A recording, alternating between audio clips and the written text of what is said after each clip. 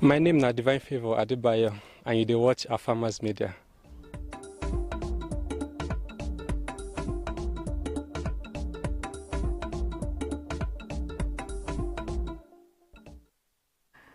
Very interesting there. I've seen one man, Divine Adebayo, talking the Nigerian Ogao style. Thank you so much for joining us for the evening farm drive here at Farmers Media. My name is Gmo, and I'm joined by two people who I don't want to be in the room with at this moment. But yes, thank you so much, guys, for making time to be with me today to have this discussion today. Thank you. Thank you for having us also. Yeah, probably you'll start by saying your name. My name is Robert Mokio, and I've been running the morning show here. Oh, my name is Christine Mutindi, and I am a good guest today. I thought you were saying you're going to say it. We met on Twitter talks one time during the GMO discussion. Yes. Oh yeah, now I remember. That's why I'm saying I don't want to be in the same room at this particular. I don't even know why I decided. Can we change the topic? There's something I've seen on one of the social medias that when God told animals to respect people, did mosquitoes attend the meeting? I don't think they were. I don't think they do, because they like disturbing people when you just want to sleep. Maybe they respect us when there's light. Yes. Yes, so today we want to talk about the GMO debate. Are they the solution to food security? We've seen so many stories in the news that are making headlines about maize importation, about the lifting of the ban on GMOs. And there's a story I saw on the new CS Linturi contradicting Courier's declaration that the government had not ordered any maize. I don't know, have you been following those stories on maize importation before we delve into the GMO debate? Maybe our guests can start. Ladies first. Well, I think the government, just please repeat the question once more. Have you heard the stories about maize importation? Yes, I have. Yes, I have. And I think it is lack of people and people not really understanding the process that comes with importation. Once that it docks, there's a process that goes. It might take 2 or 3 months, okay? But now people just saying that the maize has been rejected, we don't want it. I think public participation is part of this for people to understand and to be open-minded, even though adamance comes with a lot of this. Yes. Yeah, we also have, we got news yesterday that the High Court stopped the importation of maize in Kenya.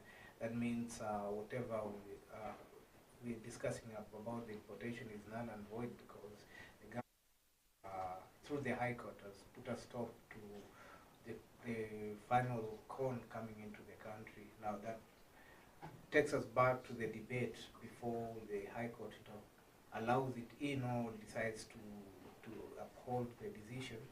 Do we really need to have the conversation about GMOs? Is it really healthy for us?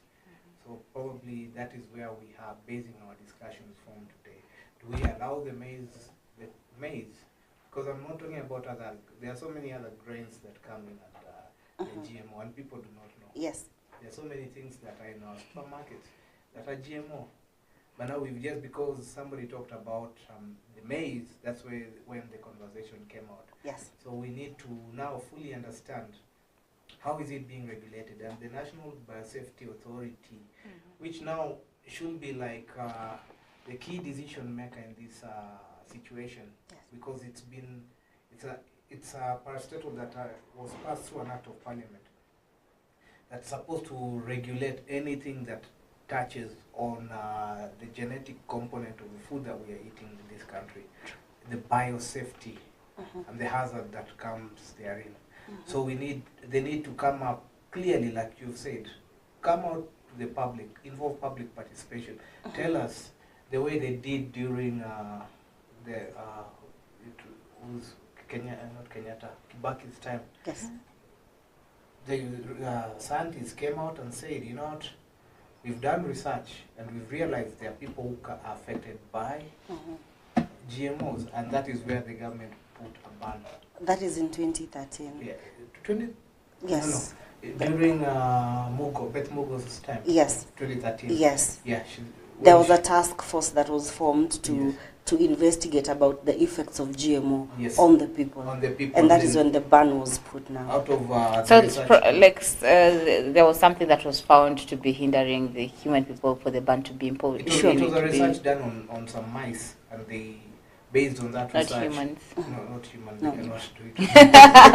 Why? We need the exact. Guinea pigs. So based on the findings of that, anything negative is enough to affect, however negative it is. Yes. So they saw some negative impact of some of the GMOs, and that was enough to give the country a go ahead to put a ban on all the importation. So now that forms the basis of today's discussion. There was a negative impact on the guinea pigs that were tested, and so what informed this lifting of the ban now? Have things changed, or why the rush? So you see, what happens is, for a scientist, the research are preliminary, right? Based on a research, I can give a population of, let's say, 20 mice. Out of 20 mice, there are 3 mice that show some effects on it here. That can be maybe an error from side, or maybe there's some concepts that were not considered. Now, if you redo the tests, like the other task force that was done before the lifting of the ban was put to place, the more research was done, and that is where the National Biosafety Authority came in, yeah? And more research that were done, and probably from the findings, there were some scientists, I think, who were given some task to do a research. They did. And they gave out a report, and they said, they gave out a clean bill of health. They said, this is it, this thing is okay, government can go. Now, where the issue comes in, it is the National Biosafety Authority needs to take tests. You see, the way Warma does, before you chimba your borehole, before you do your borehole, you need to take the water sample, and then make sure that it's clean for human consumption. True. Before, if it doesn't pass through that test, your borehole, you won't be able to do a borehole. That is the same work the National Biosafety Authority is doing, to ensure that we'll take the samples of the maize, we'll take it to the lab, we look at it, we do tests with rats, or to make it easy, they look at the companies that are already importing the maize, or the ones that we got the maize from. They look at their tests, they bring out total tests, they give it to the authority, they analyze the test results, say this is good. If it is 90%, well and good.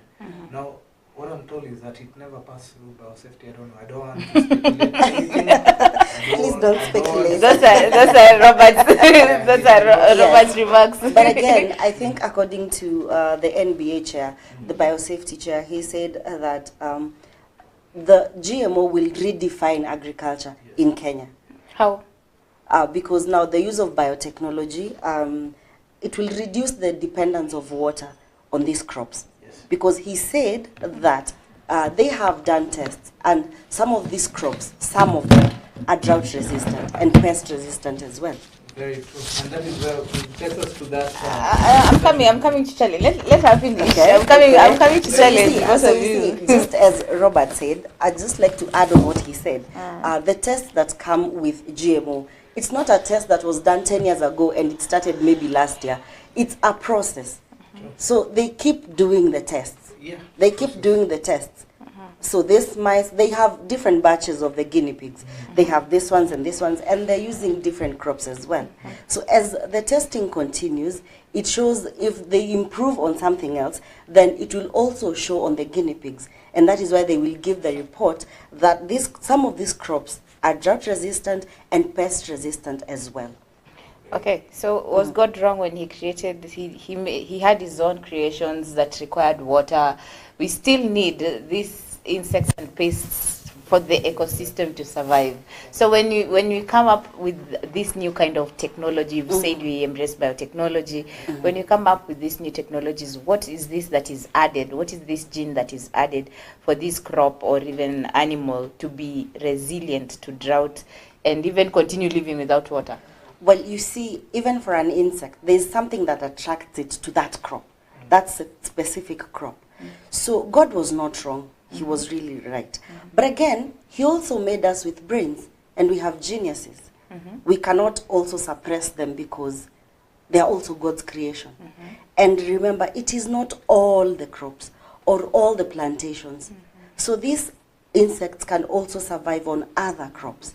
It is only that these ones that we have to consume so that we ensure there's food security. Remember, they're trying to find the foundation for food security. In that, our animals are not going to die. We are not going to depend on food donations from other countries. That is the whole point. It is not about we want to suppress the insects, we want to kill them, we want to do this. No. We just want to have food security. We want to have much more yield. We want to have bumper harvests. Like you can harvest 100 bags of maize. That is just what we want. It is not a matter of we want to maybe kill the insects or anything like that. Interesting. Mokia, you've talked about scientists, and I know you're one of those scientists who are busy locking yourself somewhere in a room and doing those two tiny bits. But my question is, where have these scientists been all this time that they are now coming out because we have this GMO technology? Who funds their researches, and where are they? Is GMO, according to me, GMO is a short-term solution because there's a reason why there's food insecurity to begin with. GMOs is only coming to assist in that situation, particular situation. But as you know, the GMO seeds cannot be replanted. So yes, we can have the 100 bags this period. What will happen next after that? One thing we're also forgetting is that these are companies out there to make profit. You cannot just start a company. It's not a charity that they're doing. True. Very true. So why should you what you spend? People have spent billions. Then that is pushing our farmers into slavery. People companies have spent billions in research. And then why do we allow you to just replicate the seed by planting it again? No, they're making, okay, that is the capitalistic nature of us as humans.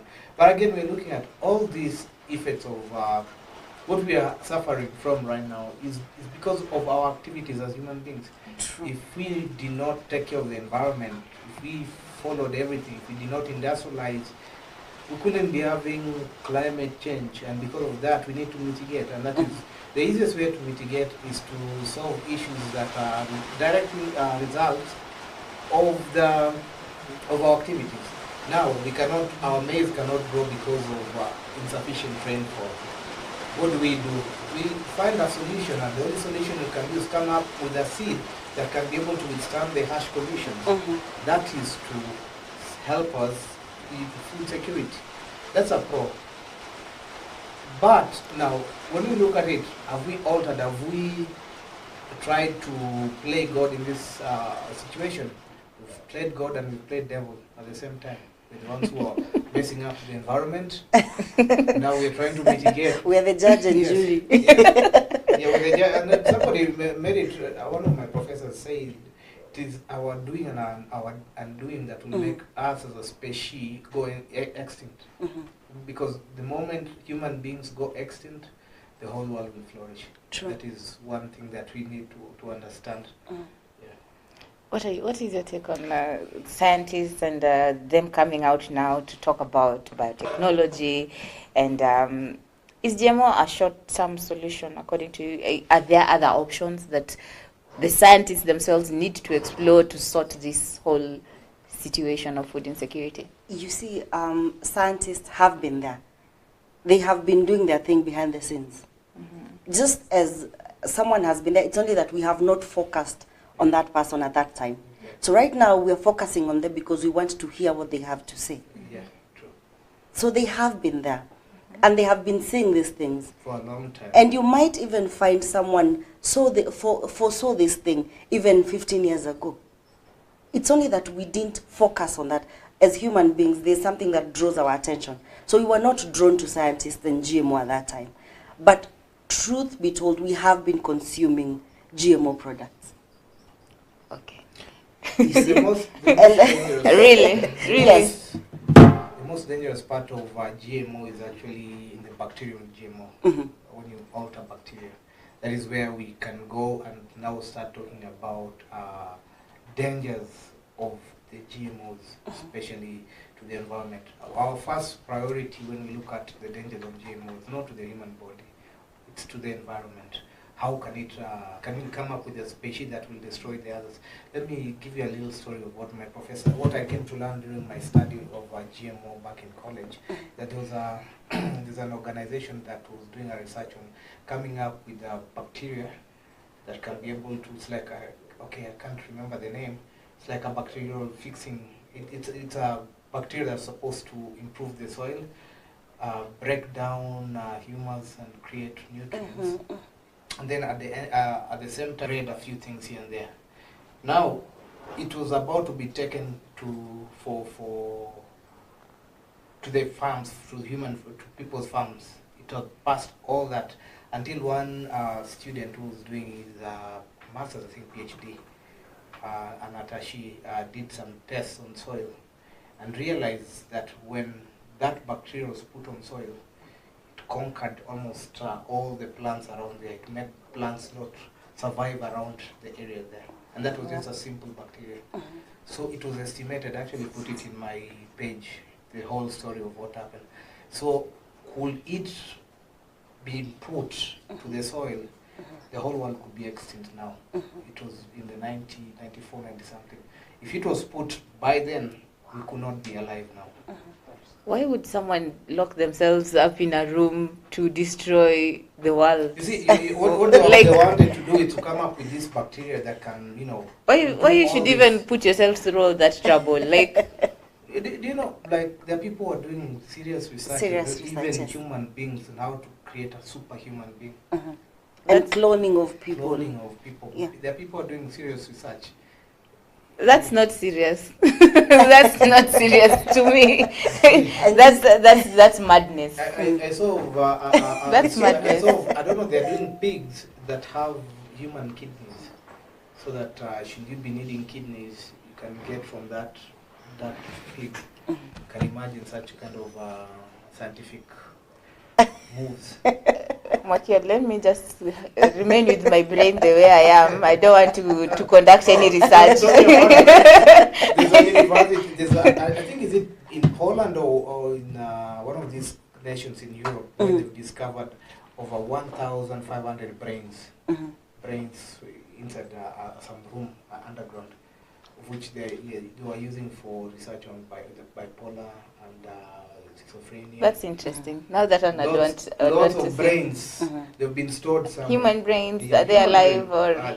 People died a long time ago when they're still doing a research on diseases like bipolar. So when you die because of that, they remove your brain and they preserved it somewhere.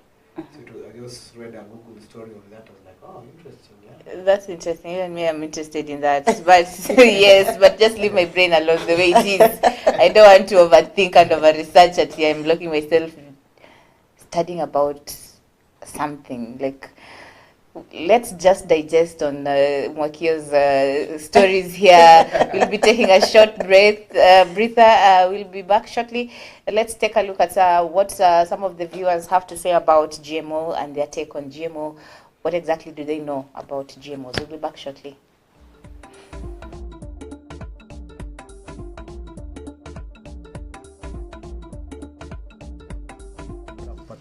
Bila maji. Mwisho Kenya imepitisha ile ban yenye ilikuwa kwa GMO. Sijui kama unauza mbegu za GMO na maoni yako ni yapi kuhusu GMO? GMO huko hatuuzi mbegu za GMO. Huko tunauza mbegu nyingine, tuseme mbegu za Tanzania. Hivyo kwa wingi, tuseme asilimia kubwa hapa tunauza mbegu za kutoka Tanzania. Maoni yako kwa GMO ni nini? Maoni yangu kwa GMO naona labda sijajua GMO ni nini. GMO sijajua ni nini. Sasa maoni yangu kwa GMO kulingana na sijajua GMO ni nini, siwezi nikatoa maoni kuhusu GMO. Ni nzuri, ni mbaya? Maoni yako GMO mimi naona lazima kama kuna kitu unajua kidogo kuhusu GMO. GMO naona kama si nzuri. Kwa hivyo isikubaliwe. Isikubaliwe. Shika mbegu yangu. Hii mbegu haungepata. Hii mbegu ni mbegu ambayo wakoloni walileta Kenya hii. Wakati wa koloni mpira, hiyo ni miaka gani? 90 ikianza, ikianza. Hiyo ni miaka gani? 1940 something. Up to now. Na bado hii mbegu iko. Kwa nini tunadanganywa ni mbaya? Na tumeweka na itabadilika. Itakuwa blue, itakuwa hii ya red, itakuwa yellow ama itakuwa nini? Iko tu hivi. Ni nini mbaya na hii mbegu? Na production ni sawa. Ukiangalia hii si mzuri. Ukishika hii mbegu hivi, si ni mingi. Ni nini unataka? Unataka ile ya mtu. Si uproduce yenye ulipewa na ni open. Mzungu wa kwanza hakuwa na selfishness. Hakuwa na roho chafu. Alikuwa anapenda watu wenye hawakuwa na chakula wapate chakula, wapate yani chakula aina tofauti. Akaleta ile mbegu mzuri. Lakini ule mzungu mwenye hatutaki akakuja na ile mbaya yenye tukipanda mara moja tumemaliza. Tunaenda kwake tena kesho, pesa inaingia kule. Hakuna pesa yenye inabaki Kenya hii. Wale wenye wako na tumbo kubwa labda ndio wanakula. Lakini sisi mtu kama mimi nitapata wapi? Nitapata wapi?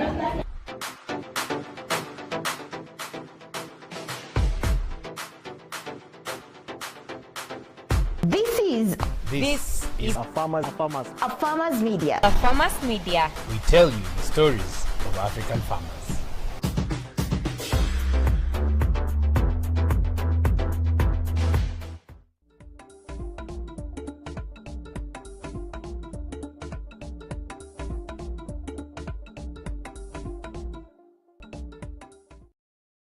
Welcome back to the evening farm drive with me, Gmo. We are having a very interesting discussion. Myself, I won't say I used to because I'm still anti-GMO. I'm yet to be convinced that I've even consumed. Like, really? Have I ever eaten GMO? How can someone tell whatever they're consuming, whether it's GMO or not? How can you tell? You've said most of the food we buy in supermarkets are GMO. Don't misquote. Some of the foods that you eat